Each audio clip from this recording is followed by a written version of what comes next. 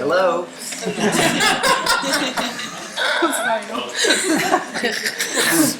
Not so easy to sneak in anymore.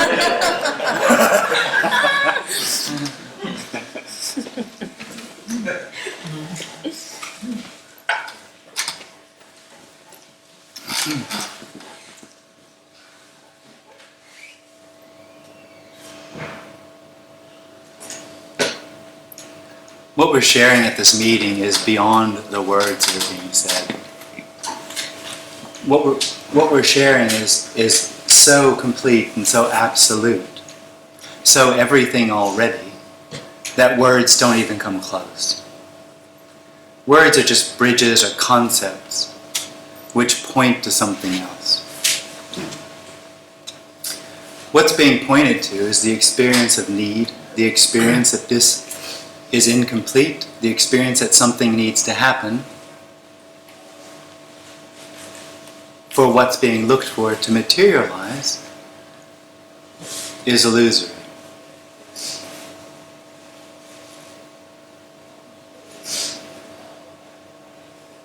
That experience that something needs to happen, that this isn't it, covers over what's not an experience, but that which is already everything, which is unavoidable and unknowable, this. And no matter what goes on in your head or your body, that is it. No matter what the response or reaction or thoughts or feelings to what's being said, that is it. Even if it's being said inside, that's bullshit, that's not it, I don't understand, I do understand, that's it.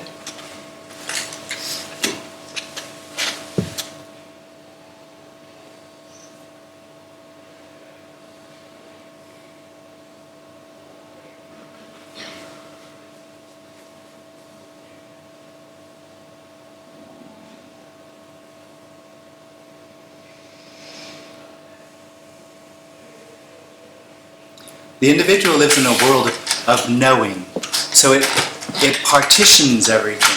To know anything, there has to be a knower and that which is known.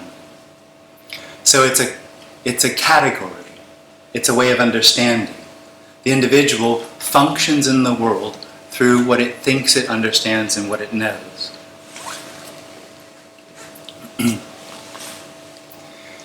That gives the experience that what's happening is objective, that what's happening is real, that what's happening can be known, understood, and that what's happening is also in some way threatening.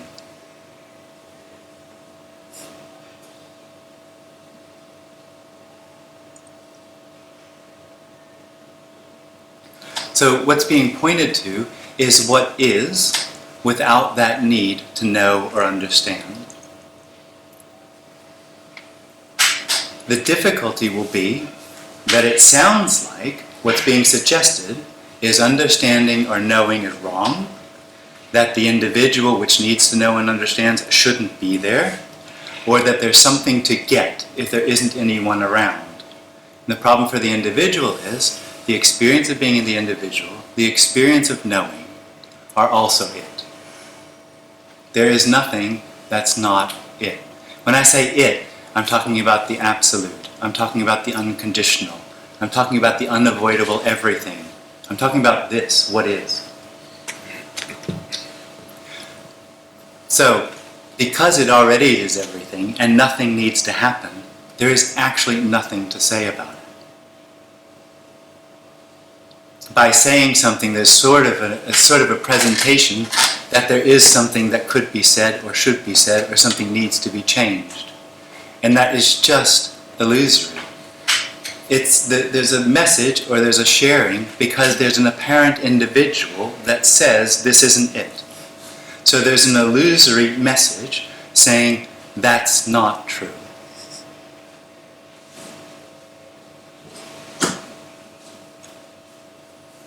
And what's being pointed to beyond the words is so simple, it doesn't need to be understood.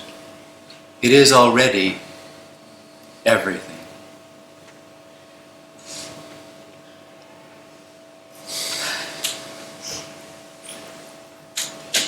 Jim, probably some people say, like, I think you say all there is unknowing. Okay. And then others would say all there is knowing. Really? You say like they're one and the same thing. No. Who says all there is knowing? Quite a few teachers. Really? Yeah. All there is knowing. So what is unconsciousness? Sorry? So what is unconsciousness? Unconsciousness. Yeah. If all there is knowing, what happens when they're unconscious? The knowing of unconsciousness.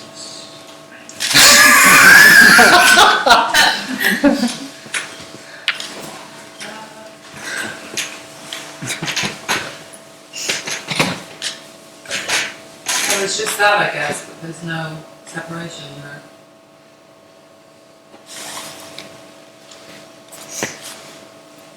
So there's no knowing, yeah, there's no knowing in, like, say deep dream or sleep, but then some people say... But knowing is always going to be limited. Think of what you don't know. Well, that's a limit, isn't it? Now, is it possible that a meteorite could hit you in the head in the next second? It's possible. It's not probable, but it's possible. So that's not known either. So when somebody says all there is knowing, I wonder, I don't have any idea what they're talking about. The knowing of this, or the just... Yeah, but this is unknowable. Not as a thing, but just as the activity of knowing, or the... Yeah, but this isn't an activity.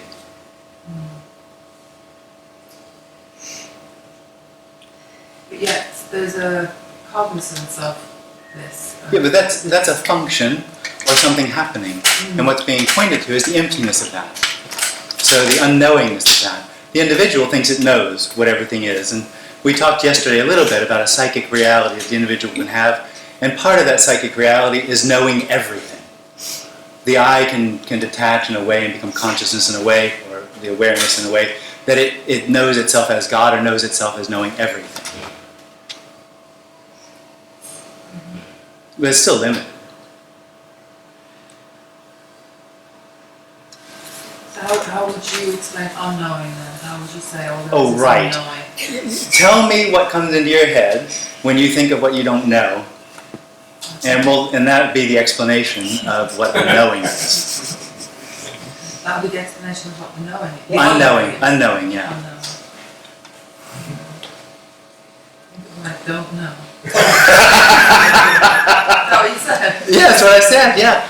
I mean, same thing happens to everybody when they do that. Nothing. It's like, It's the first to happen, you know, before.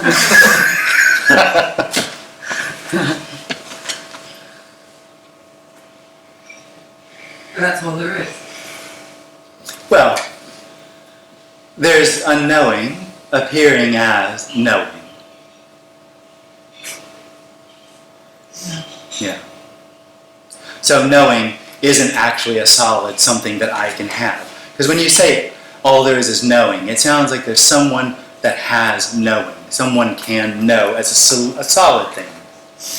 And that's the complete misunderstanding of the individual. The individual has a platform, a solidity, the tension in the body which it stands on, and then says, this is my world, I'm in the center of the universe. The Buddhists call that putting a nail in the air, a nail in the sky. It just falls out all the time. But for the individual, because it keeps stepping on these stepping stones, what it thinks it knows, it doesn't realize that it's in quicksand, that there's no stability to anything. It just blends out the reality that it doesn't know what it doesn't know, which means it's completely limited, and calls that free will. I mean, it just lives in a dream world. That all the edges are very obvious unless you're an individual, and then it seems like that's all there is. I'm just an individual. I know what's happening. I know I'm here. I mean, I could say there's no one there often as I want. The experience is there's someone here, and that's known. Jim, it's funny you say, people say that they know they're here, because we don't really know where here is, only in relative terms to other things. Yeah, well, that's the experience of the individual relative. But it claims, it's absolute. Kind of reminds me of the radar, everything Yeah. around it, and you're in the middle.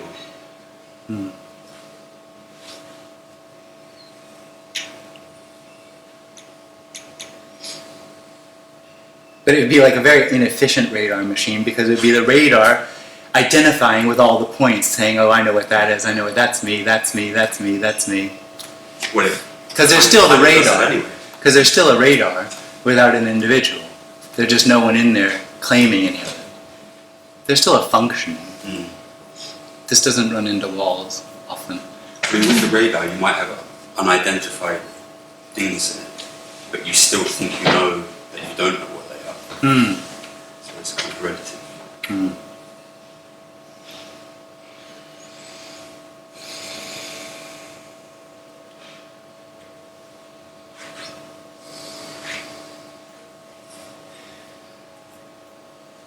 Jim, John Klein used to call itself a concept. Would you agree with that? Concepts? Yeah. What are concepts? John Klein used to call self a concept. No, it's not a concept.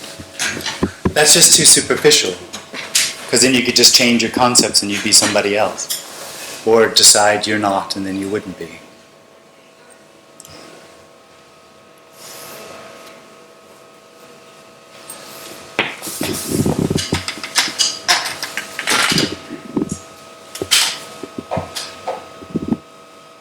For me, the difficulty for the individual is an actual experience. So it's beyond concepts. It's actually a belief, but that's not obvious. And to talk about it as a belief sort of feels like you could just change your belief and you wouldn't be. But it's a belief that attaches itself to that experience of tension in the body. And because to know a concept or not know a concept is an experience, that's just a confirmation of the experience of being an individual.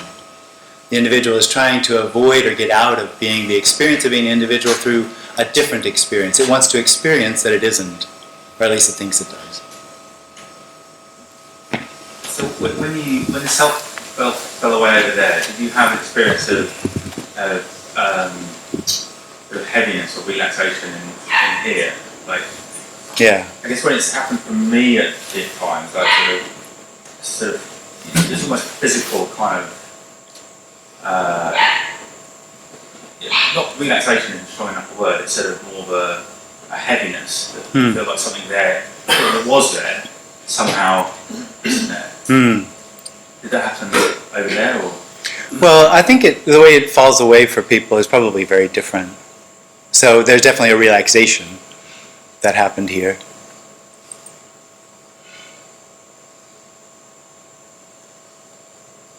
I mean, what comes up when we talk about it is I think we talked about it yesterday, there's a lot of different sort of insights or revelations about what this is. And that can be paired with relaxation. I guess what we're getting to is that anything we're talking about that's happening as far as a relaxation or getting ready is still going to be sort of a story. Yeah. The first time I saw you sort of do this when you kind of mind the self. Yeah. Well, it really does sort of. It's strange. And then I had a time when I felt this big set of relaxation here and it kind of. Here. Yeah. Yeah. So it's sort of almost heaviness. Yeah. Well, I have to say, for me, the tension was in the whole body. I think the whole body in a way that it can't be imagined. But when it fell away, because sometimes I talk about the tension in the eye and then here and all that, how that built up, that was definitely here. And that's how it fell apart there. But it was in the whole body. But there was a very specific thing about the I am being sort of here as a tension, a contraction. Yeah, you said yesterday you didn't realise how much tension there was No. until it fell away. No, totally. And the revelation or the falling away, the recognition of what that was, that construct, wasn't the end of it. Wasn't all of the tension. It didn't all drop away at once for me. Was there on some level a surprise that you were still functioning? No. It wasn't. Mm-mm. No. Because this experience itself is one that, not that it's important, but it's necessary in order to move around and free will. What's necessary? The self. That's the dream. Yeah. Exactly. Yeah. And so when it dropped away there, it was like, oh, how am I going to function now? Exactly. And Yeah. you still do. Yeah, but there must have been somebody there asking that question. Yes. Well, who would ask? Who would be wondering how things would function? Because there's just what's happening. Could it not just happen? But listening? Well, everything just happens. Yeah. But somebody asking, how am I going to function, sort of gives the indication that there's somebody there asking that question. Like there can be questions, and that doesn't mean that there's someone there asking them. No, there's a question of like if we're going to go eat sushi tonight or we're going to go somewhere else. But there's no one questioning, will I be able to function and make the reservation to go eat sushi? That doesn't happen.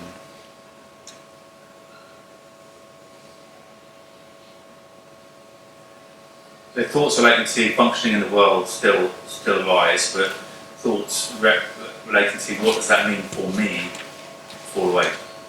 All I was pointing to when we were talking about it is you said, how am I going to function now that the me is gone? And that doesn't sound like there's no me there. If there's someone asking, how am I going to function? Now, what arises when there's no one left? It just doesn't, it not only doesn't matter, but there's no parameters to it. It just doesn't matter. Anything can arise. And it can't be described. This can't be described. Yes. No, the description's not the actual thing. Yes. That's where the individual gets lost. It gets lost in the description in the experience. And the experience covers over what is, or the emptiness of everything that seems to be happening. So if it can be described, the means is described. I don't know exactly what you mean. No description is what is. No description Yes. is what's being It can be pointed to. described. No. Yeah. What is can be described. But a description is what is. Yes. Yeah. Jim, is it me can experience things, or is me the experience itself? It's the experiencer. Is the experience? Yeah. Yeah, I just find it amazing that you can be able to experience. It's just Well, I did sort of say belief was the wrong thing. When it falls apart, it's quite obvious that nothing can be known. And that what the individual does is it creates all these belief systems around to justify itself as it is. As it not being there, as it being there enlightened. And all of that is built on the belief that something is solid or real. The experience isn't experience as a belief. It's an experience that's solid and real. But when it falls away, it's obvious that it's just a belief. The individual lives in a belief system. So Jim, if there's nothing solid, there's no solidity, No. would the closest, if in the terms of, there's nothing to understand of course, but that we're like holograms. Yeah, I've heard that. So there's no solidity, there's nothing going on, there's nothing to understand. Empty is empty. And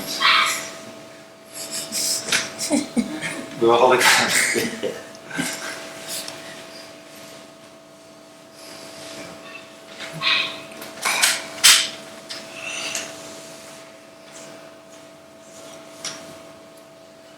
So you're not Jim, I'm not Martin. Well, that doesn't make any sense, doesn't it? You aren't Jim, and I'm not Martin. Well, in the sense that, my mum gave me them. I know, but what's being pointed to, there's an experience that there's something inside the body that says I am or me. It feels very close and dear and personal. That's illusory. Yeah. Yeah. So that But this still answers to Jim, mostly.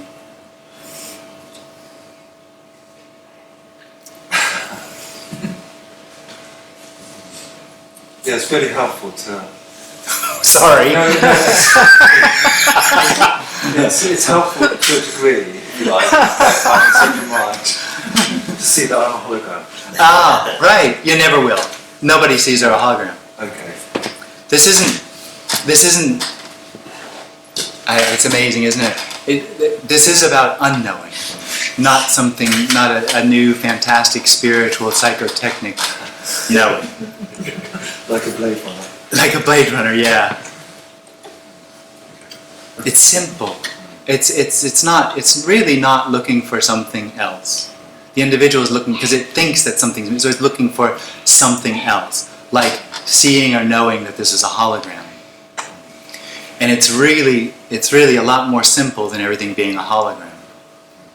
It's so simple, it doesn't need to be understood, conceptualized, or known, or seen, or heard. So in a way, we're all pretty much scraping the barrel here, aren't we? To try and understand something. No, just you. Sorry.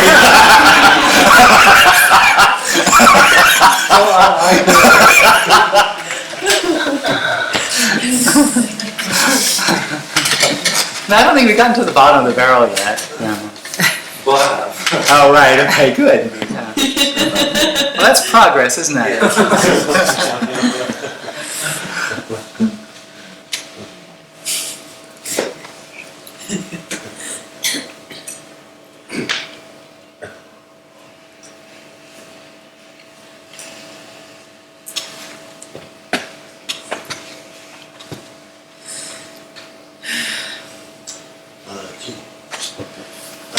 In the videos that I've seen of you, you mentioned several times unconditional love. Unconditional love. Yes. Yeah. Let me talk more about this. What is the unconditional love in all of this? It's meaningless. The unconditional love is meaningless. Absolutely. Does it mean there is no unconditional love? It just means that unconditional love isn't something you can talk about. Unconditional love, I think people like to talk about it because it sounds like snowbells blooming in the field or something. That's unconditional love. And they forget that rape is unconditional love and stepping in dog shit is unconditional love. The unconditional love is pointing to the fact that this is already absolutely in equilibrium. It's already completely in balance. There's no need anywhere for anything to happen, and yet it is. So it's empty, and it is. It's nothing appearing as something. So it's everything without any need for anything to happen about it. And that is, when there's no one left, obviously unconditional love. It's a giving that requires absolutely nothing.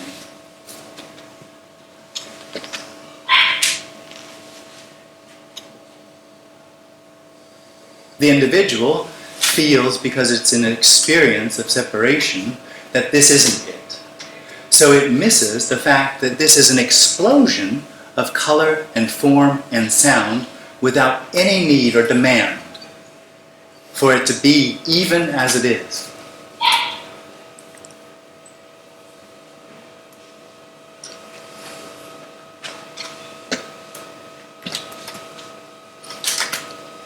Could it have in other words? What? You want more words? What? That was pretty good. No, seriously, I don't understand. What did you say? Other words? No. Could it have been otherwise? Otherwise. Otherwise. What otherwise? Could it have been otherwise? Could it have been otherwise? Yes. Well, I'm not sure what you mean by that, because this could be anything. There's no need for this to be the way it is. But I think that engenders the experience or the idea that that means there's a potential for this to be something else. And that's not what's meant. It means it's just chaos appearing as this. So I guess no, it couldn't be otherwise.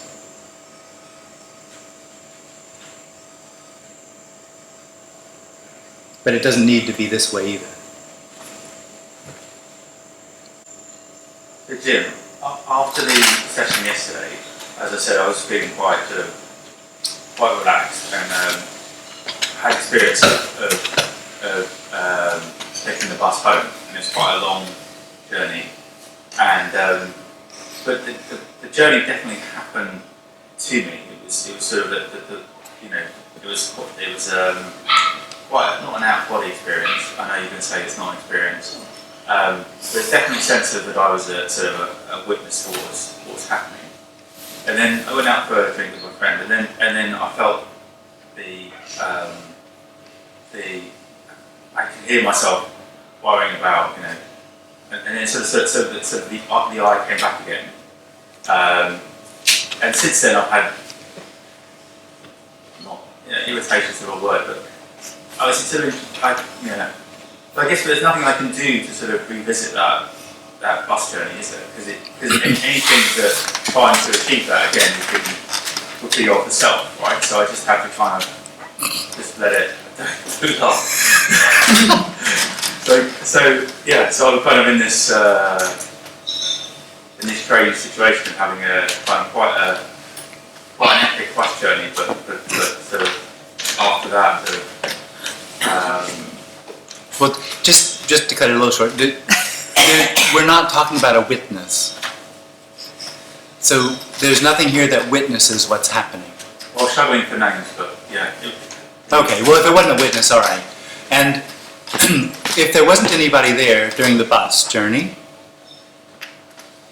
then there's definitely a sense that it was just happening. Yeah. I wasn't involved in it. It was a passive, the wrong word too, but do you know what I mean? It was this thing got onto the bus, and I could see the bus. There's definitely a bus there. Do you know what I mean? But yeah.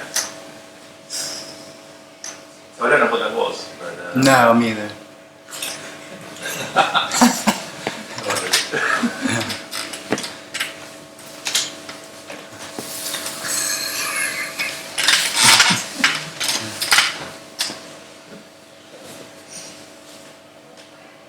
But it was desirable. It wasn't. No, not desirable. It definitely wasn't psychedelic or anything. It wasn't a moment. It was just almost like an out of body bus journey. And there was lots of drunk. I was surrounded by drunk people, and normally that would irritate me quite a lot. And I was just there. Drunkenness was happening, and there was sort of a sense of. But that is what this is like. When there's no one left, it all is just sort of easy. There's just sort of an easiness about it. That's the word.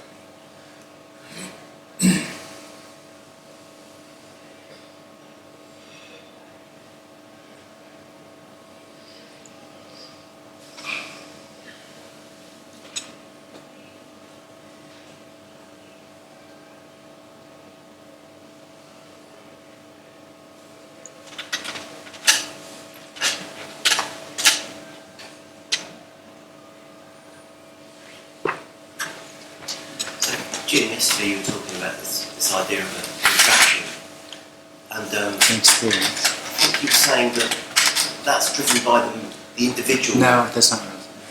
First off, it's an experience, Right. and it's not driven by anything. It arises for no reason. And it's through the identification or through the naming of it as positional, there immediately arises an I am here. So there's a contraction. There's the experience that means something. It means here, which is the first thing that's known. It's interesting. It's the first thing that's known, the last thing that's known. Here. And that here then identifies itself as I am here. It comes out of or is a product of the contraction, which has no cause.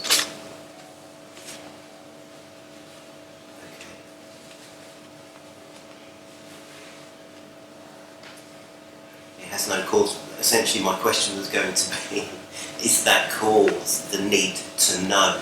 Because the individual. Well, I guess that's the end of that question, isn't it? You can say that. Yeah.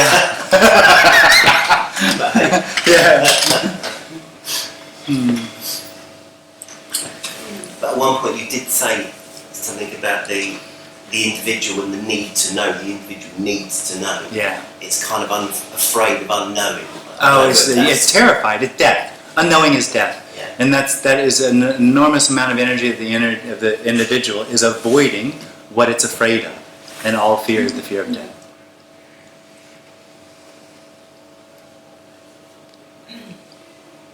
Which is unknowing. Death is simply unknowing. Yeah. When the individual dies, it's recognized that this is unknowing already, so this is already death.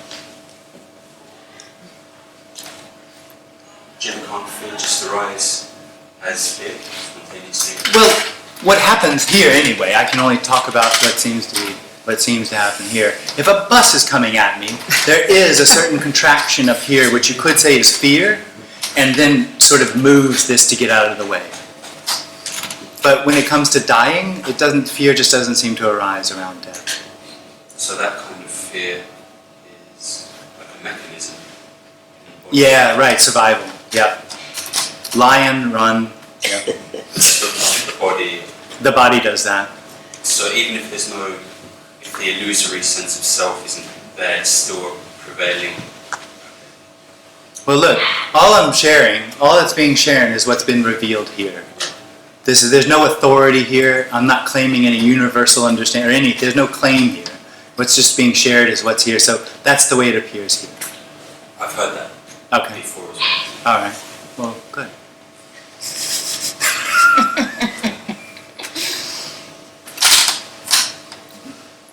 Jim, what's the difference between contraction and emotion? A contraction and emotion. I'm not sure what you mean. A contraction is a contraction. It's not in that sense an emotion.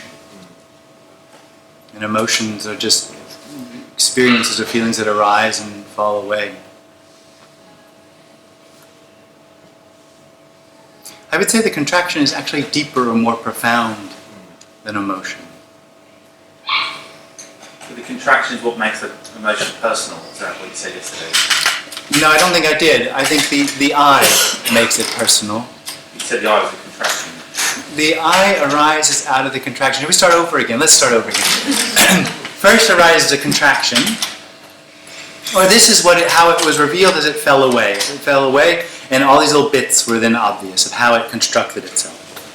There's a contraction in the body which is literally everywhere. For example, here there was an enormous amount in the hips. I had no idea. So when that fell away, learning how to walk was sort of relevant again, like it all was very floppy. So anyway, arises a contraction. That contraction, somewhere, you could call it the brain, says, that means there's a here. There's an inside, I feel here. This happens like that. The whole thing, everything I'm describing happens just like that. That here then assumes itself to be personal. That's why I called it a belief. And that belief system, or that experience that everything is personal, is what then attaches itself to everything that seems to be happening.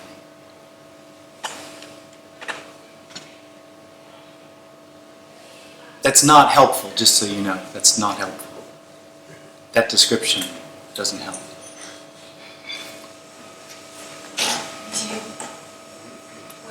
When you say that the me fears death, Yeah?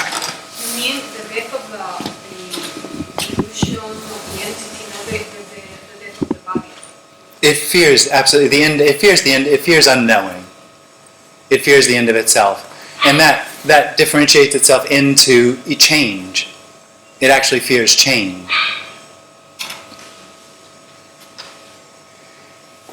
At the same time, it's looking for change. Well, some personalities look for change.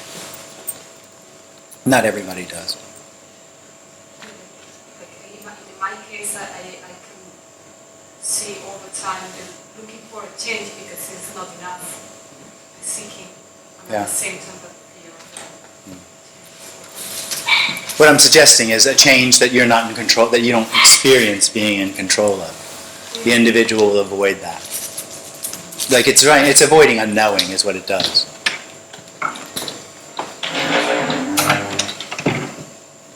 It's interesting, isn't it? 'Cause, I mean, all there is change, right? Constantly. The individual is in such a losing battle, I tell you.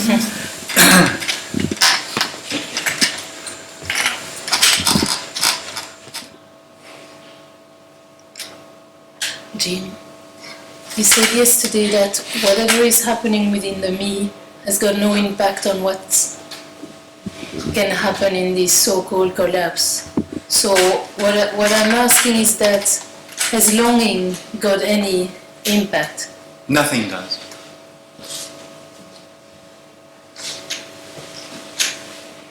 I mean, if something did, it would be exclusive, wouldn't it? Yeah. If something had an impact, then those who did whatever it was would have more of a chance than others who didn't. So it'd be exclusive. Yeah. It's not exclusive.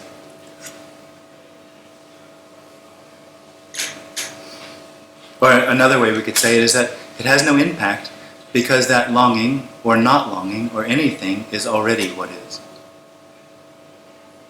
There's no distance from what's looked for there to be any impact.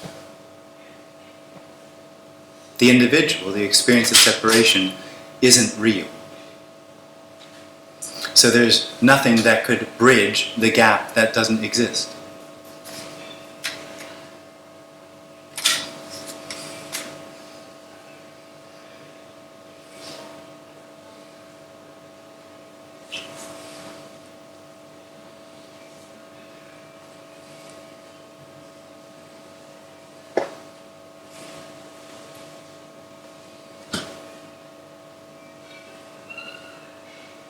Would you say that the individual ultimately lives in fear? Yeah.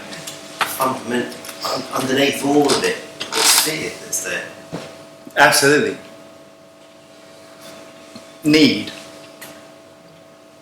for blah, but underneath that, the need is there to protect it because of the fears underneath it. So the root can only be fear if you think it through.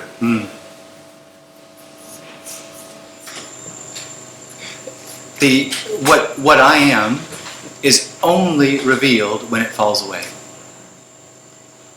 So if there's an individual, it has no idea what it is. Because it is what it is. There's no way for it to reflect on it.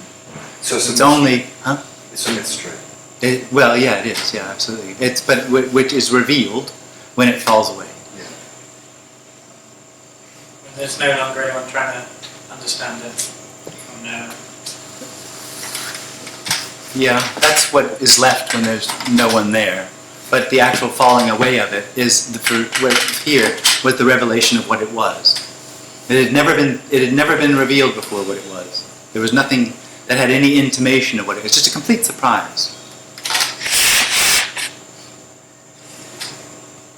So, sorry. Yeah. With the me having fallen away, is your experience... I'm touching ground. My experience.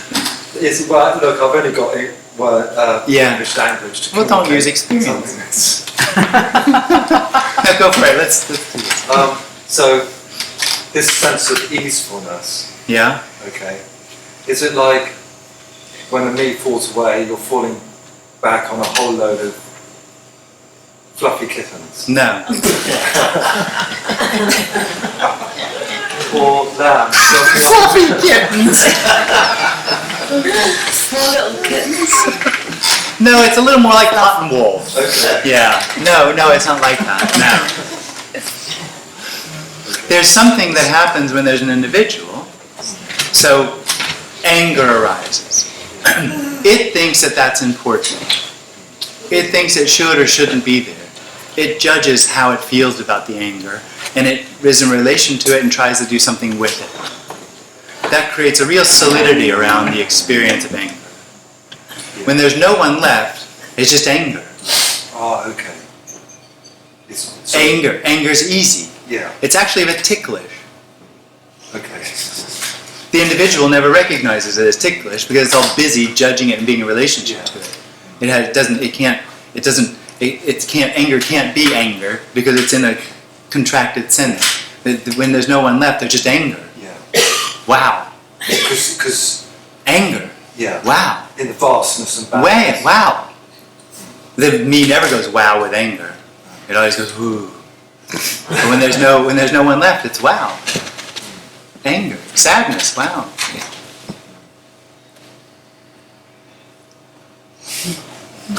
Table, wow. It completely misses how wow How amazingly beautiful that is. Not in a personal way, but just because it is. Without any need.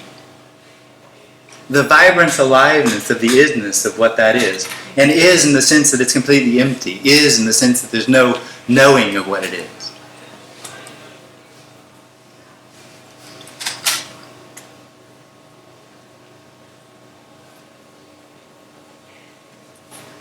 And it just happened.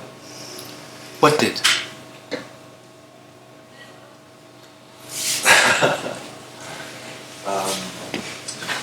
Yeah, the collapse of the me. Well, it's the end of something that didn't happen. The collapse of me is the revelation there never was a me. Yeah. So nothing collapsed.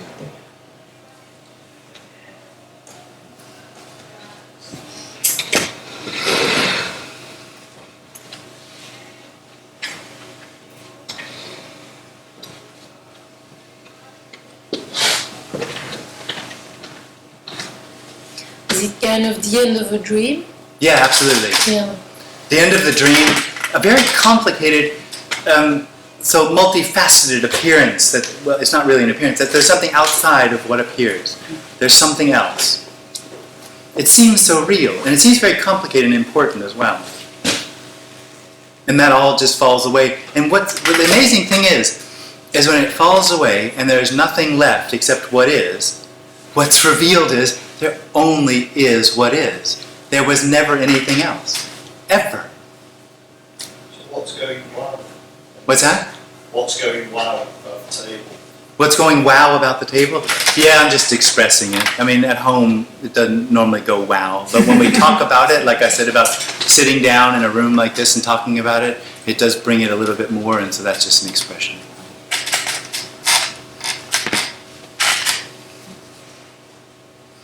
So the awakening is like the opposite of event, yes? It's a non-event. Yeah. It's not event.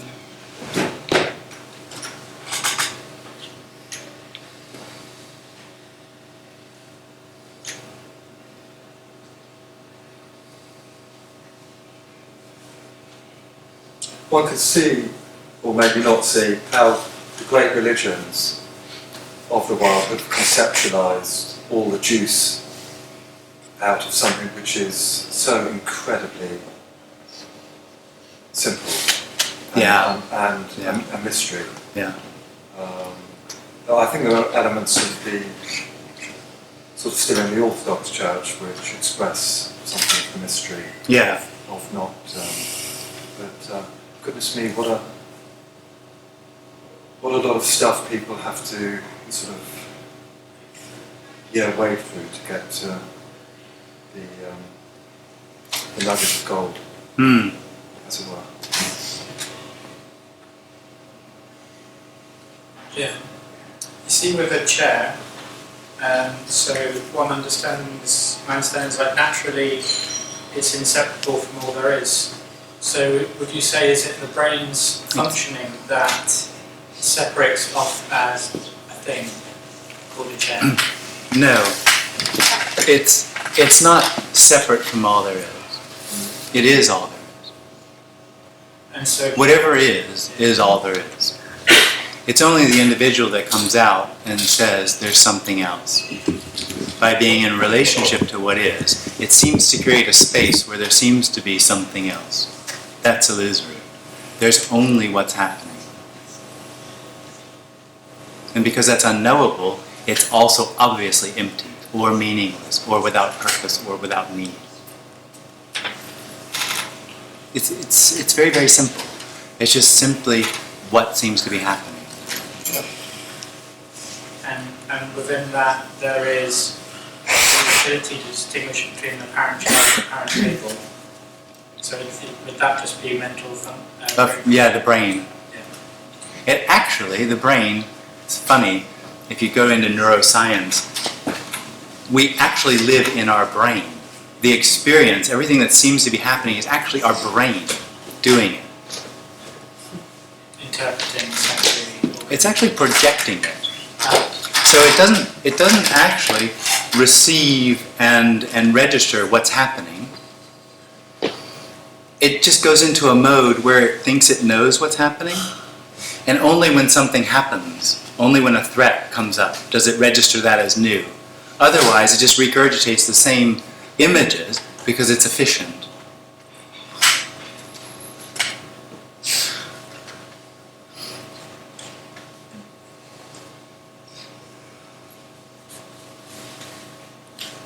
We're all living in our heads. Oh. Yeah.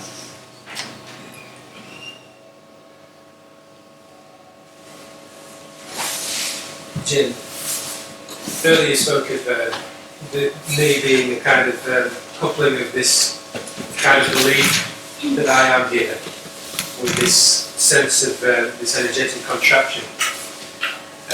So, you know, in these meetings, there's kind of like often, well, particularly today, for some reason for me, is that I really sense of this kind of like energetic sense of me being really dissolved almost. But then, would you say that me can still survive that? Survive what? I'm trying to make a question out of something, out of an observation, really. Oh, right. Yeah. That's all right. You can just share. Yeah. What is that then? What is that? It's exactly what you said. Yeah.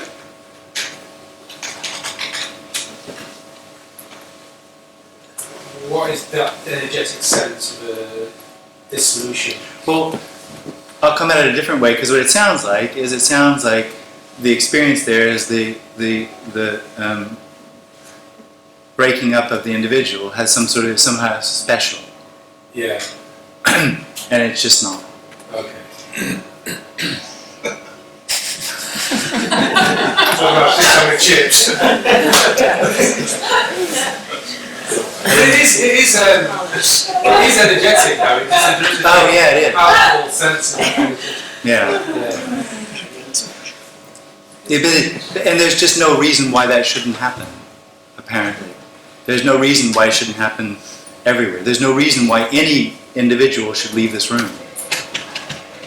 There's just nothing, you know, extraneous, still dependent upon the individual dying. There's just no need for it.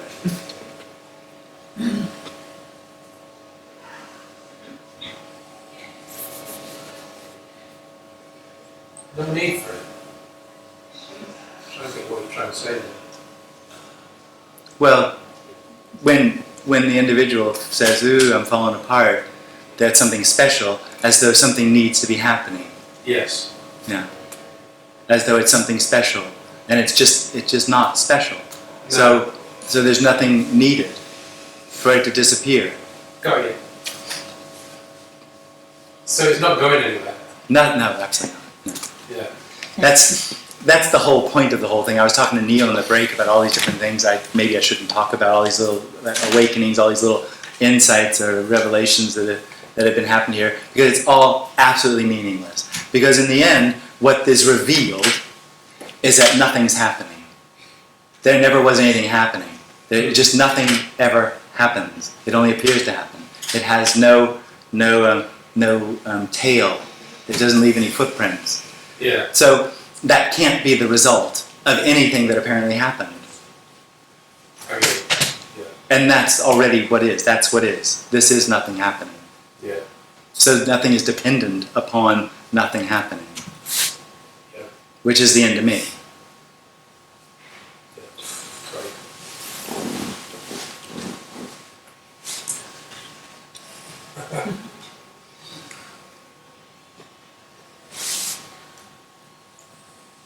Funny because listening to you, it feels as if there are kind of two realities, although. Totally. But it's as if oneness is either oneness or it's contracted into a point, and then there's another reality from Right. that. That's right. Absolutely.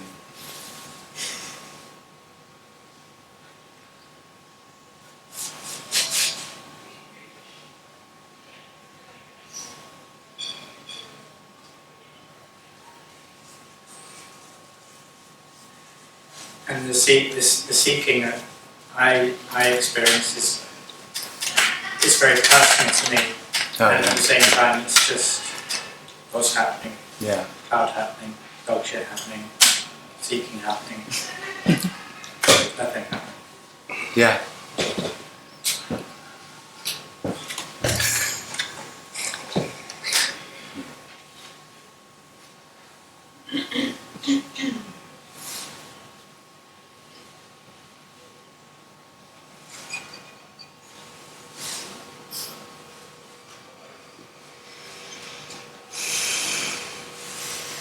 So there are kind of two realities, but one is happening within the other.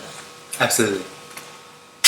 And the one that apparently happens within the other is completely illusory. When it dies, it didn't mean anything. Dies is a bit of a dramatic way to say it. Yeah. When it's no longer there, it didn't mean anything.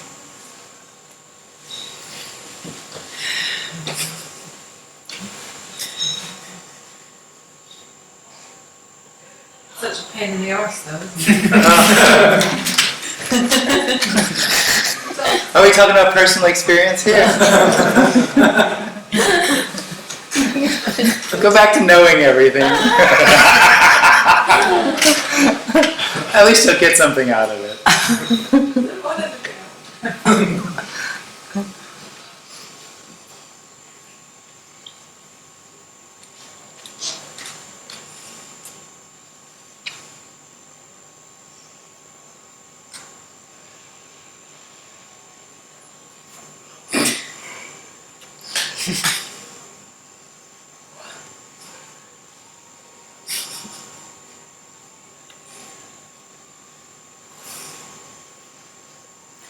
So, are you kind of saying that because nothing's happening, that ultimately these events, glimpses, whatever you want to call it, all of that people put lots of value on and think it's leading to somewhere, it's all meaningless because nothing happens anyway, so how could it have an impact or be leading somewhere? There's no need, it's just all smoke, basically. That's right.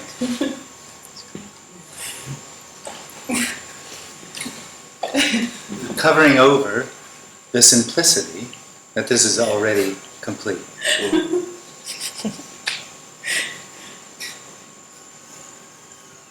Jim, it's like the stories we keep telling ourselves in our head. It's what perpetuates that sense of separation. And not in that way that it's a judgment that it shouldn't be happening, because nobody actually does it. It's just what seems to happen. The me can't help but look for what's arising. There is nothing other than what's arising. Yeah. But because it thinks it knows what it is, it misses what's arising. It's just its interpretation of what's arising. Well, no, for me it's more of a knowing. Yeah, it's a knowing, which is an interpretation. Trying to know and understand everything that's happening. Well, it does that because it feels, because it's a very insecure existence, being an individual, because it's threatened. It's gonna die. The worst thing it can imagine, this doesn't end well for the individual. There's no good outcome. And it's spending its entire apparent life avoiding that, which is unavoidable. Avoiding that means... That it doesn't end well. Okay. Because it's going to die, basically. It's going to, one way or the other. Right. It can't not avoid that way, can it? No, that's the hopelessness of the situation.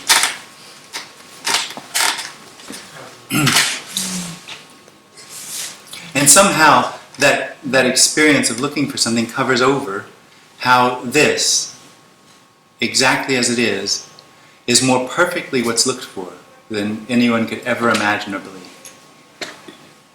But exactly as it is. It doesn't need, it just is, there's absolutely nothing missing. It doesn't matter what appears to be happening, that is... Well, what about the stuff like wars, injustice? Injustice? Or wars? War? You know, I mean, I'm thinking that, for want of a better word, you know, all the moral implications of this. Yeah. There are profound moral implications in what's being shared. In that it destroys all morals. It's completely amoral what's being shared here. It's only the person that needs morals as a sort of a path to be good, because it's on a path that needs to be good. The morals that the individual creates are like a straitjacket of how it has to be. So then what is stopping anyone from doing anything they want?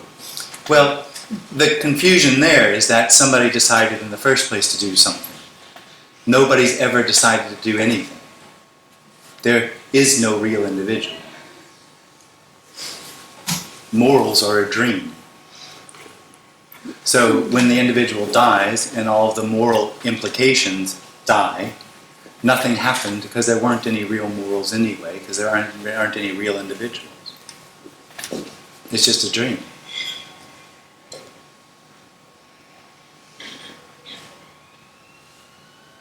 Somehow I feel as if, how can I put it, society as such can exist because there is a grounding of, because we are truthful with one another. I mean, some people, this is what I mean. If there were more people doing the wrong thing or lying or stuff like that, society would not, I mean, it's maybe a survival thing. So truth has a survival value. You must be hanging out with other people than I hang out with, as far as everybody always being truthful. But not everybody. There has to be more than less for society to. Otherwise, we would have been extinct a long time ago. yeah, that's the fear of the individual. That's the dream of the individual. That's the straitjacket. What isn't obvious in that experience that you're describing is that that's completely personal to that experience of being an individual. Because what you say is good and bad or right and wrong has to do with the construct that has created as to how to get out of the predicament which you find yourself in. How to be good and find goodness, which is hopefully going to bring endless happiness. It's actually not universal as you express it, it's very personal. Because someone somewhere else will have different morals. And different expectations. And that's just a dream. That it's the individual keeping me from pulling out a gun and shooting everybody here is a dream.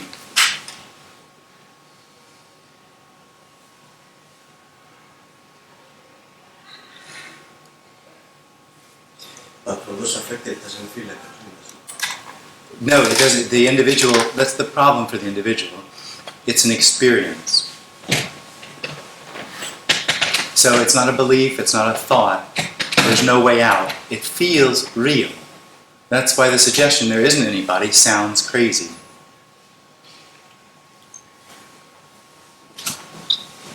There's no way to approach what's being suggested here. There's no way to intimate. The end of the individual is a complete surprise. You say it sounds... It's exactly where the individual can't look. Yeah. You say it sounds crazy, but every neuroscientist I think would agree with that. So it's not. No, but sounds radical, but actually scientists. No, but to the experience of the individual, it's contrary. Right, but the models of the mind, which where there be a morality module that would be activated when injustice happened, but that can happen completely without any person involved. But it's not moral.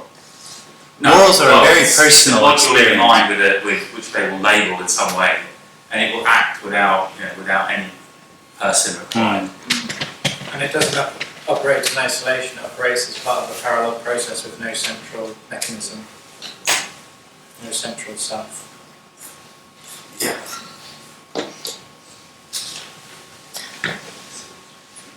So despite me not being real, there is still an impact on the appearance. Apparent. See, when you say that, what you're suggesting is that the impact makes a difference. That it makes a difference if there's war. It makes a difference if everything goes up in a nuclear holocaust. It makes a difference if a kumbaya moment comes and everybody's just hunky-dory with each other. And it doesn't. Nothing nothing depends upon what's happening. It's only in the dream of the individual that something depends upon what's happening. But yet there is still the experience. Apparent. Yeah. It's not real. It doesn't hold up to scrutiny. There's not solid enough for anything that arises to maintain itself. Yeah.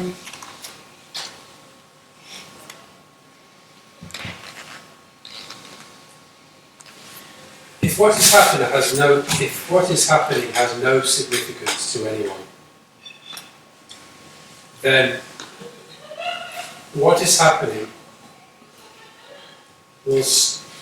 no attention will be paid to what is happening because it has no significance. Well, no attention, I don't know what you mean by that. I mean, things arise. It just doesn't mean anything. I think what you're suggesting is a sort of a detachment to what appears. And it's just not a detachment. Okay. So, this gentleman was talking Morals. about, the human relation to the human. Empathy. Is there a natural empathy? No. No. So I just meant, maybe And nothing not cares correct. anymore either. No. But there is, I'm saying this is a question. There is,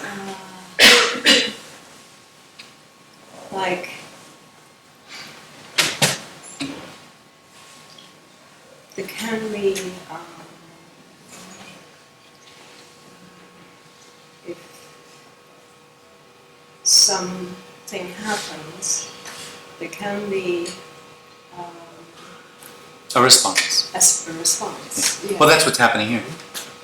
There's just a response. Yes. Nobody cares what's being said. Yes. It's just being said. Yes. Of course, I want to label that into a nice response, like a compassionate. Well, it's not like you want to, it's you have to. The I isn't in a choosing reality. Yeah. It's a functional reality that just runs its program. Yeah.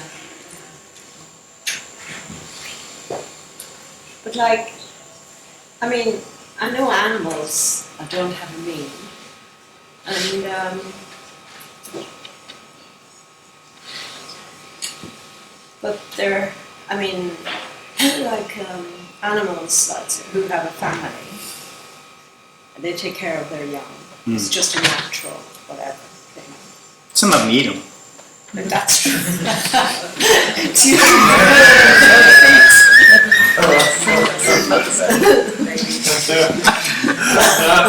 There goes that kumbaya moment. There's many different ways of eating them.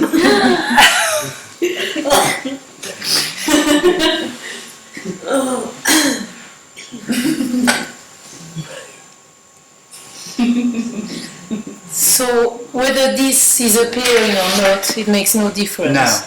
The absolute is. Absolutely. Yeah. Yeah.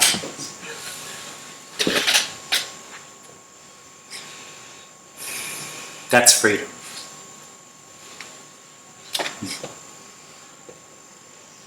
It all sounds very uncompromising. No, it is. But But it's just because that's the way it is. Extremely uncompromising. Yeah, it is. But that's just the way it is. Nobody's being uncompromising. It's just uncompromising. There's nothing to compromise with. There's no need for compromise. Because there's no judgment. Well, that's true, but more, there's nothing happening. There's no need. There's just no need for anything. So what's happening is only appearance. Absolutely. It's only apparent. Only apparent. There's no one existing apart from it to pass judgment or determine meaning. This is more meaningful than that. Well, there is until there isn't.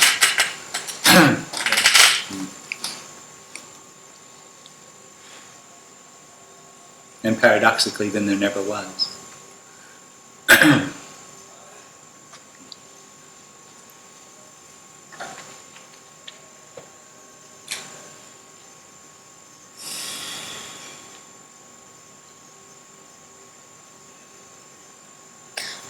And just me will never ever understand what this is. No, it's unknowing.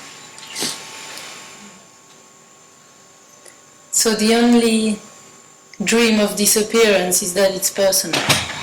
The only dream of disappearance is a dream. It's that it's personal, it's happening to someone. That's the dream. Yeah.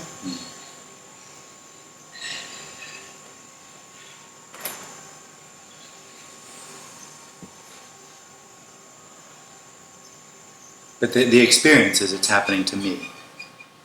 Sorry? The experience is it's happening to me. Yeah. The personal experience Yeah. is it's happening to me. Because you keep on saying that there is nothing happening. No, there isn't.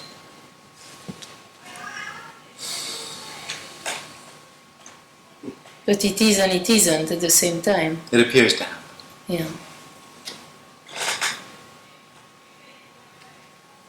It appears to happen to individuals, to non-individuals. No, it appears to happen. It's just simply an appearance. The individual isn't an appearance. It's real. Okay. So, yeah.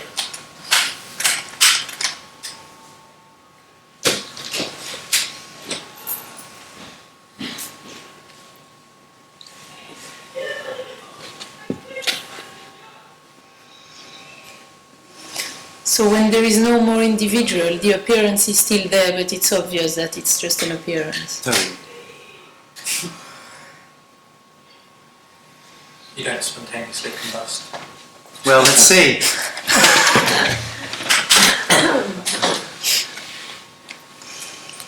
That'd be a trick, wouldn't it? Grand finales. On video. Jim, a lot of the significance in what is happening to the thoughts comes from the sense that scanning for possibilities in terms of keep the body safe. Like for example, I think I've got fever coming on. Better go and buy some. I don't know. It's a crap example. Yeah. You know. Yeah. So then that would be significant. It would be significant. Well, in the end, there's nothing significant. There's just what's happening. The difficulty with me saying that is that I know when it's heard, it must sound like that I know that. And this doesn't know this. No one knows anything that's being... No one knows that nothing's happening. Nobody knows that there's no one. Nobody knows that nothing matters. It's just those things don't arise anymore, but nobody can know that because it's not arising. Think of what you don't know. So this isn't a suggestion that your life would get better if there's nobody there. There's just certain things wouldn't happen anymore, wouldn't seem to happen anymore.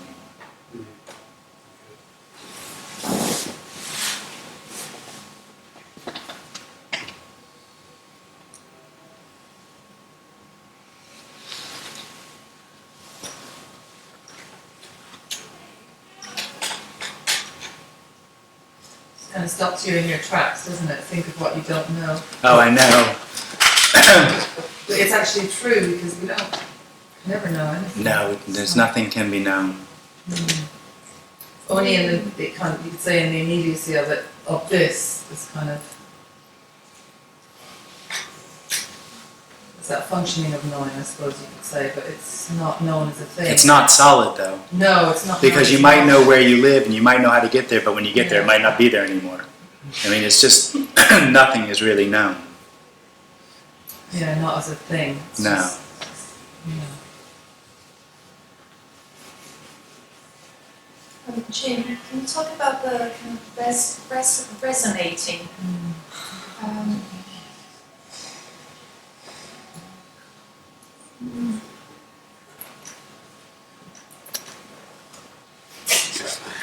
When it just when I come to meetings, it just the energy seems to Yeah, exactly. That's resonating. resonate. That's it. And The energy seems to, I don't know, that's resonant. That's it.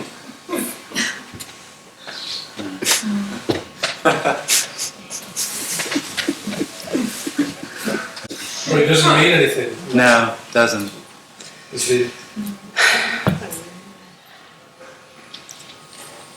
So an experience is never real. Nothing is real.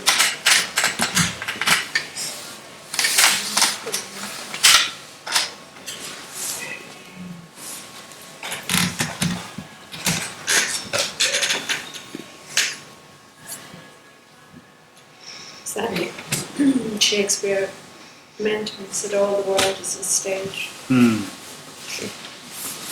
What is it, a sound and fury? Sound and fury. Told by an idiot, signifying nothing?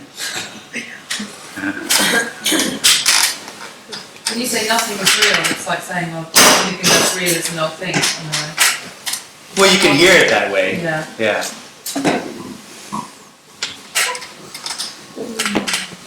Same thing comes out at the end, isn't it? It's different though, nothing and nothing. Only if you turn nothing into a thing. It's like noting everything, so everything is nothing. So it's not nothing, it's everything.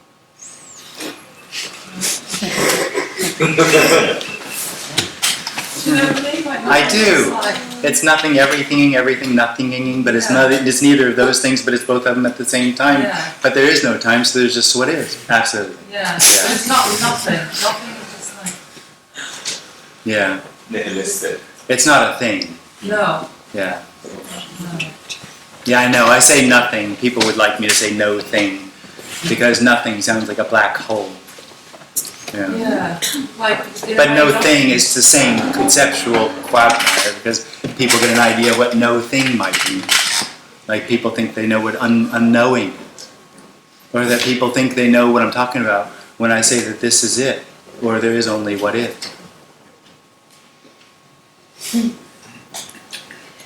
Even nothing in a way is a bit, do you know, it's like. Anything I say, not only is it bullshit, but it can be heard as a concept. And it's just not what's being pointed to. Something else is being pointed to.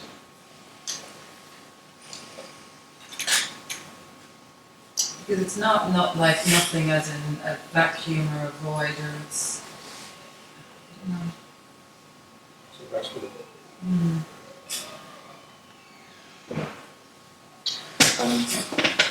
Jim, I just think the word recognition has some kind of sort of significance, but now listening to you, I'm thinking that is more on the knowing and conscious kind of thing. You know, Although you don't know who's talking about. You know, somebody might say recognition and mean something else by it. Here, recognize means to cognize. It's remembering or recognizing something that was already known. That's just not it's the end of that.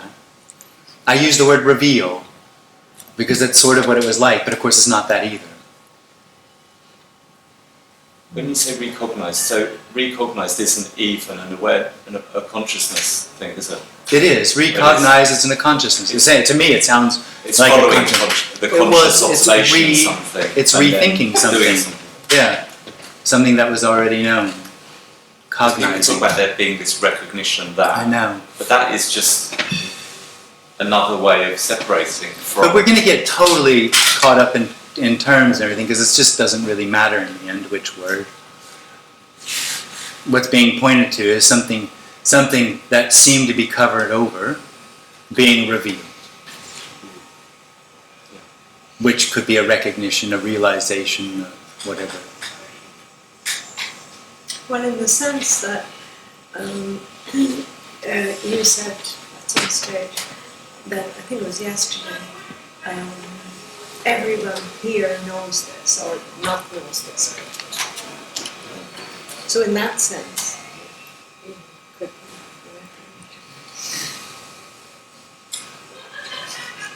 It's funny because sometimes the words don't seem important, but then sometimes I think, well, there are these kind of stumbling blocks that you kind of get caught up because Any word that's taken for face value is a stumbling block in that sense. So what is a stumbling block if there's someone that thinks they understand what that means.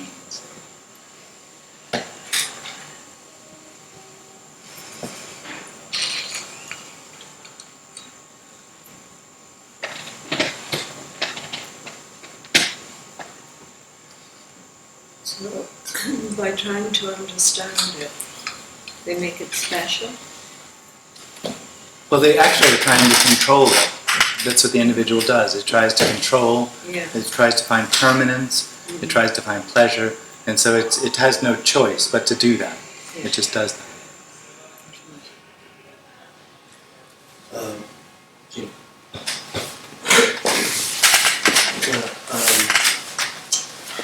My brain is going into shutdown mode because I asked a question and it seems meaningless, but in the face of all this meaninglessness and amorality and so on and so forth, does gratitude mean anything? Gratitude, no. No, doesn't mean anything. Nothing does. It's only the individual that feels like something needs to mean something. Because it feels like it means something. The individual has the experience that it matters. The experience the individual matters. It's important. And that means that everything else matters and is important. So gratitude would matter and be important. When the individual dies, nothing matters and nothing's important because there's nothing actually that matters or is important. It's only the individual.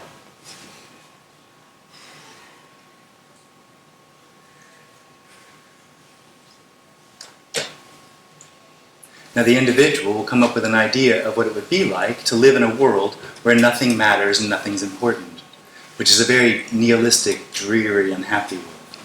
It can't do anything else but imagine it that way. And that's just not what this is.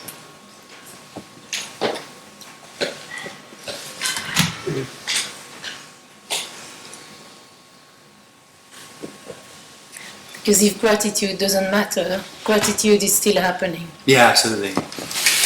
Yeah.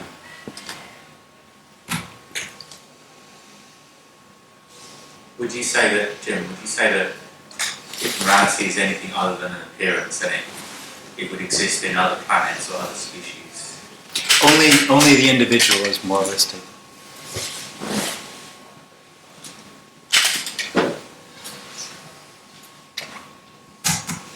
Only the individual needs a path.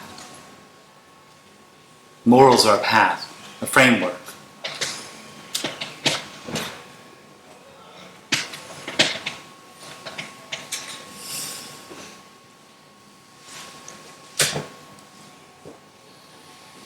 Yeah, so we tend to think of morality as being out there. I know.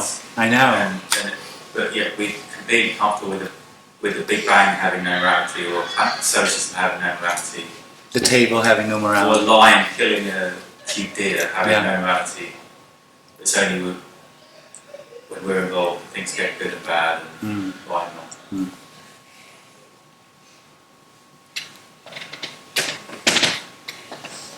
But within the story of the human, that's significant in a way, you could say, within the story, like morals and... Morals have not provided any benefit to anyone. It's a dream.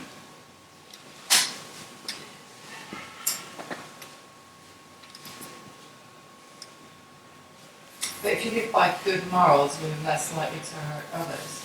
Are you?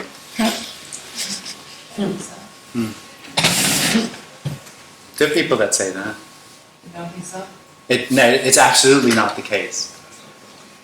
The idea of morals and that there's someone in there that has free will and choice to follow morals or not. It's the other way around. Morals are an effect of a need. It's not that the individual is in charge of the morals. The morals are in charge of the individual as an effect of the need for the individual to find a path to find what it feels like is missing. It's completely personal. It's not objective in the sense that my morals are good for the earth. But if you would avoid a certain action so you didn't want to hurt another, I mean, Well, using it you that way. never avoided an action because of morals. There's no one in there that made that choice. But the sense of a moral could affect the action. of the Apparently. individual. Yeah, absolutely. So in that sense it has a significance. In the story of the individual, Yeah. in which right and wrong and good and bad are meaningful. But in a way, all there is the story, really. No, there is no story. The story is a personal dream. When the person dies, there's absolutely nothing left of the personal story. It never happened. But yet the story will still play out. And it will Absolutely not. There's no playing out anymore. There's no story. There's only emptiness appearing as what's happening. There's no story in that. So life continues. Not in a story sense. So it's always just what is. But that's all there is what is. Show me something else. But yeah, within what is, there can be, things happening and Apparently. outcomes. Apparently. Yeah. But you say there are things happening as though there's a continuum that's real in which things happen. That's the dream of the individual. There's no continuum that's real. The continuum is what the person needs. So over there, if there's an individual, it might think that it chose to come here to listen to this because something might happen. There was no coming here. No one made a choice. There's just simply what's happening. There is no real past. There is nowhere else. It's just what is appearing as the past. It's not real. It doesn't need to be. It doesn't mean anything.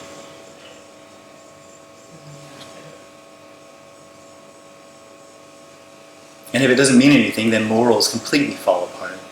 The personal story of good and bad, right and wrong falls apart.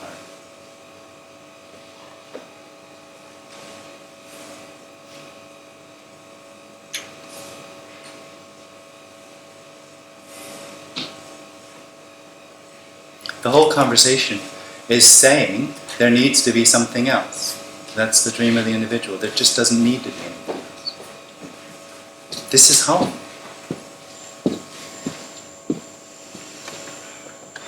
When that need to know what this is, to be able to control it, to find what's missing, falls away, it's obvious that this is home. What's happening is home. And it just doesn't need anything to be that. Anything to be that. It doesn't need anything to be what it is. It's just unfolding perfectly. Well, it's not actually unfolding. It's not really happening. Only the individual needs something real to be happening because it's real. When the individual isn't real anymore, there's nothing really happening. It's just an appearance of like a movie just passing. No, not really. Who would it be passing or what would it be passing? There's no position. There's nowhere for it to pass by.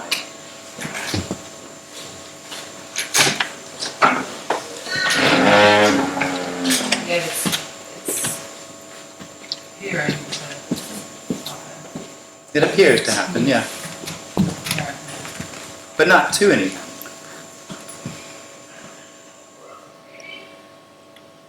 Is nothing kind of aliveness, or that's an appearance also? Well, it's not that nothing is aliveness, but all there is aliveness.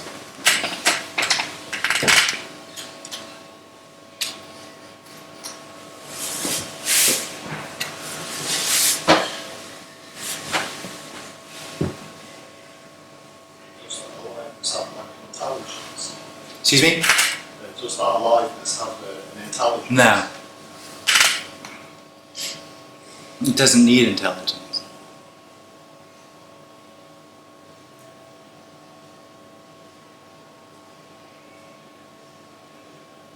Is it purely chaotic? Absolutely.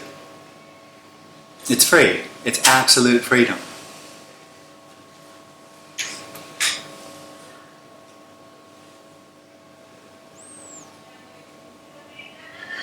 This isn't a practical message. So you're not going to be able to apply it to what apparently seems to be happening in a sort of a logical way. Because nothing happening doesn't actually affect the tennis, the ball, the rackets, the apparent bodies that are doing it. It has no effect on that. That's not what's being suggested here. My apparent individual is arguing with this message. To understand it. To understand. And we talked about that. You're coming from outside to understand it, to get it, to make sense of it. It doesn't make sense. I just said there's no past, that she didn't actually come here, that's what is appearing as that. Now come on, where's the logic? How are we going to work that out?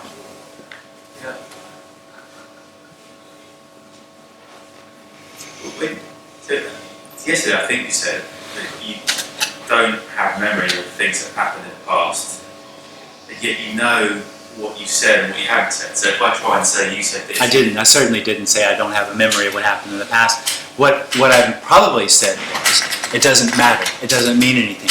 The individual refers to the past as a reference to know what it is and what it wants as a story. When that falls away, of course I can remember the childhood that arises. I know where I grew up. I know all those things. But they have no solidity to it. I don't know what else to say. They have no solidity. They don't mean anything. They have no need of continuity. What isn't a result of what apparently happened. At the same time, we have to say that the brain is conditioned through the experiences.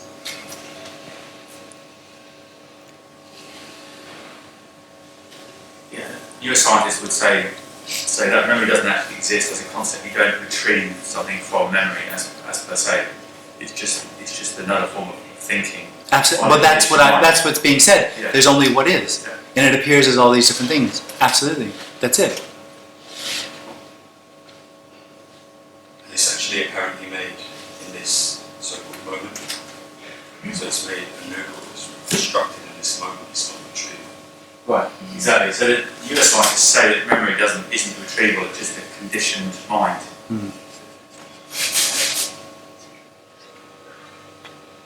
I have a very strange feeling and thoughts that whatever you are saying is like a nonsense. Yeah, it's Tim. You're absolutely right on target. It's frightening. Yeah, it is. Yeah, it is. Undeniable nonsense. It's difficult. It's nothing true. No, nothing's true. Oh, fuck.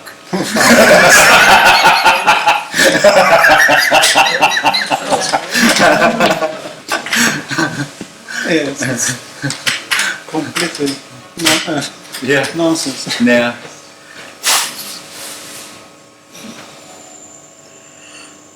Joe, to say it's nonsense, is that to say it's inexplainable, unexplainable? Unknowable. Unknowable. Well, I did say that she didn't come today. That's just what is, appearing as that. It's pretty nonsensical. It doesn't relate to the senses.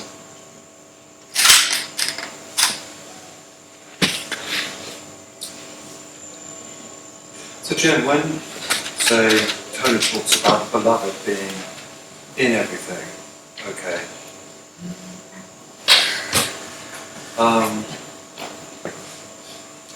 does that have any meaning? Well, it's pointing to this being home. It's pointing to this is absolutely screaming. This is all there is. So what's not being spoken of is about annihilation. Is what? What is not being spoken of here is annihilation. Yeah. We're not speaking of that, are we? Yeah, well, it depends from which side you're looking at. From the individual, absolutely, we're talking of annihilation. But the annihilation of the individual is nothing happening because there never was one. Yeah. That's the predicament. Yeah. Much ado about nothing. Yeah. So, just zooming in on the beloved. Beloved, yeah. The beloved is the aliveness of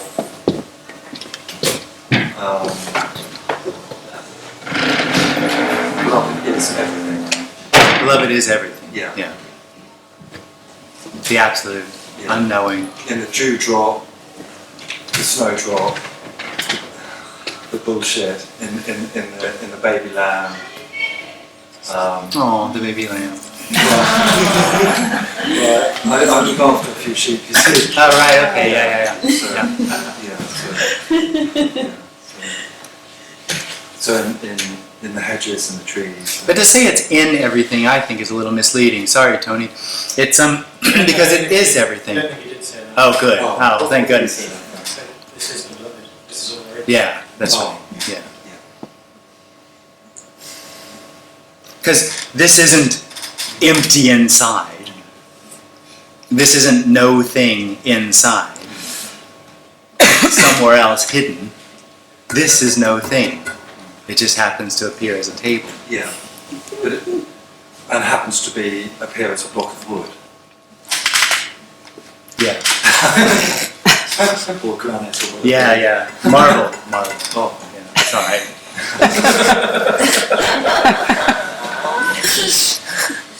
Okay. See, the individual can understand this is nothing appearing as everything, or the beloved is in everything. That's the reason the individual insists on separating the two, because it can understand something becoming something else, because that's the world it lives in. Yeah. Where what it can't get is that is nothing. Yeah. It can't get that because there's nowhere for it to be to understand, to get that. There's no position in nothing, everything. Because if that is nothing, then this is nothing. Absolutely. Yeah. Absolutely. And the individual is something, so that looks like something. Yeah.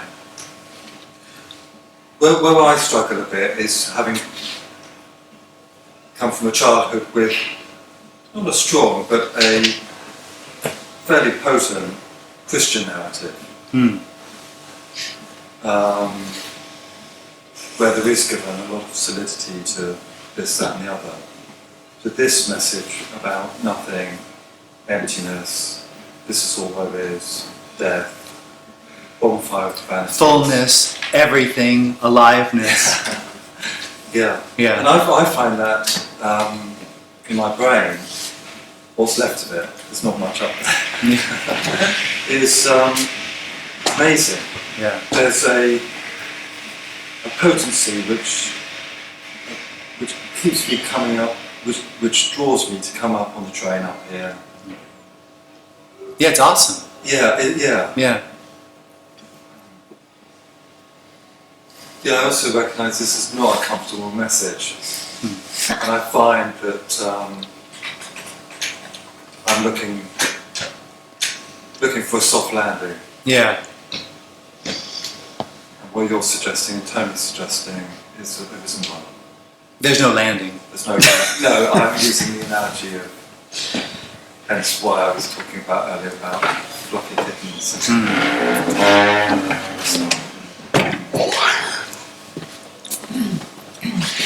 It never ends. It just never began. Yeah. Yeah, it's the same. Yet nothing's happening. There's just what is. But making that dependent upon the energy or a specific feeling is the dream of the individual. That there's a certain feeling or a certain situation that's better than another one. I mean, there's an intrinsic, the brain and the body will avoid pain and seek out pleasure. So this isn't suggesting that, when there's no one left, you just lay on the street and let cars roll over you and it feels just the same as, sitting at this meeting. That's not the suggestion. But there's nothing in there that says that it shouldn't be that way. There's nothing in there that says that this isn't home. It's just cars rolling over me. Get up and go away or whatever. It's not even a you anyway. It's That's right.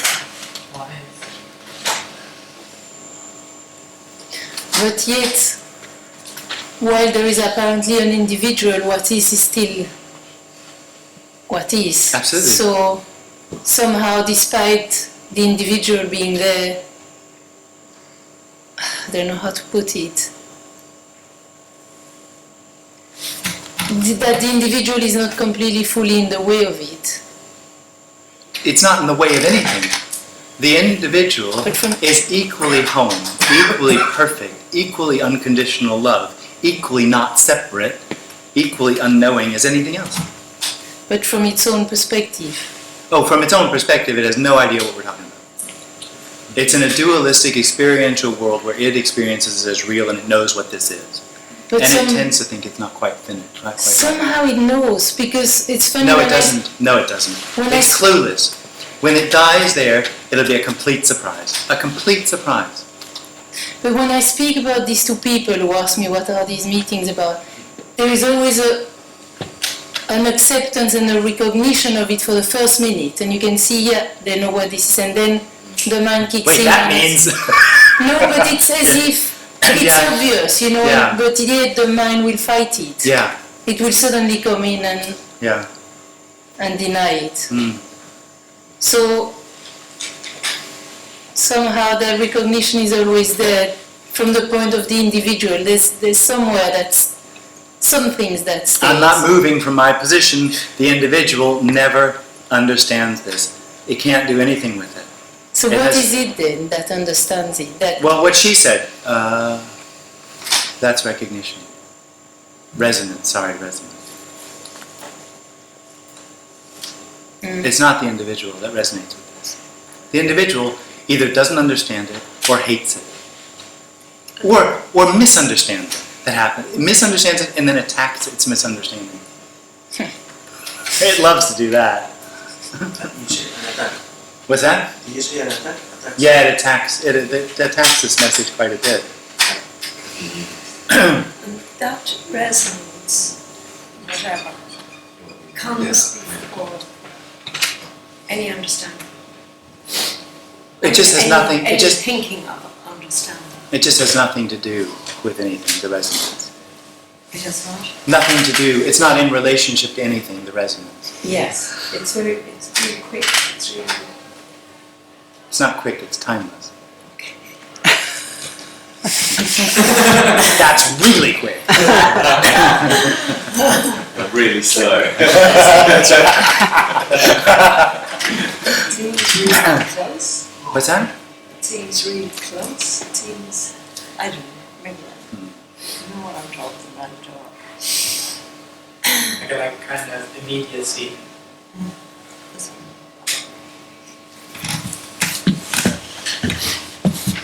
So the message isn't personal, and there's no intelligence to the thing. Where's it coming from? It's prior to Nothing. personal. And what the suggestion is that was nothing that asked the question. Going back to your comment about another thing, everything. Yeah. So another way of saying that would be, because objects are apparent, basically it's all the absolute anyway. So that's why, so no thing as in no objects, no real objects, just apparent objects.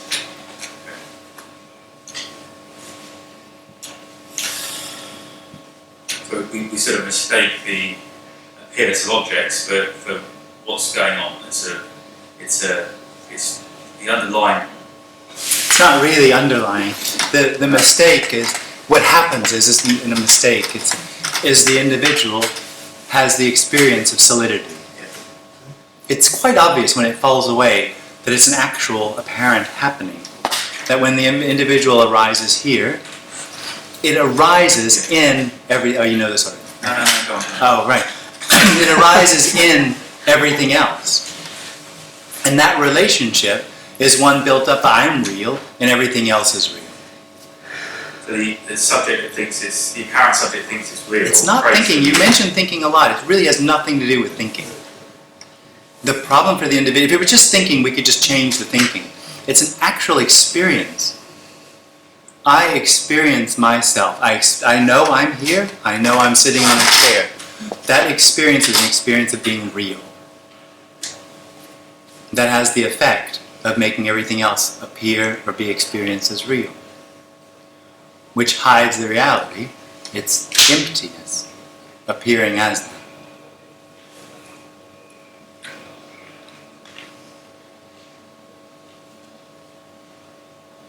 So it's like in the absence of distance, there are no relationships. Absolutely, there's no relationship.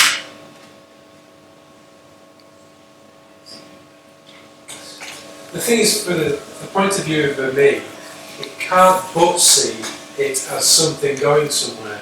Absolutely. It can't but see that. Because the reason is because it needs to go somewhere. Yeah. Because the experience is, somehow, this is incomplete. Yeah. It's missing something. That arises in the individual. Is there something wrong with me, or there's something wrong with the world that needs to be taken care of? Yeah. And therefore, it doesn't know what resonance is, but it kind of conceptualizes it as something that will reach a culmination at some point in the future, and it's on its way to that. Is that what you're thinking? I kind of, well, all I know is that there is resonance, and there is questioning of resonance, and there is what is it and where is it going? Yeah. And it's going nowhere, but you can't hear that. Absolutely. Yeah. Crazy. Well, that arising that you're talking about, this me idea, then that's when time gets created, right? That's The arising of me creates time as real. creates time as real. Yeah, without me, there's obviously time. Right, but it's just Nothing holds up to scrutiny.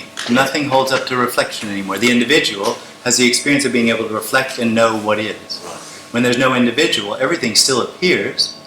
It's It just reality. doesn't hold up to scrutiny. It just doesn't hold up to reflection. So it's lighter, it's easier, it's In a way, you can say that, and I've said that today. But when you're saying it now, there's something in me that arises and says, but nobody knows that. yeah, It's not a constant easiness. sure. Who would know? Yeah. There's just what's happening. I've heard it called travelling lighter, somebody uses, which I quite like. But yeah, I see.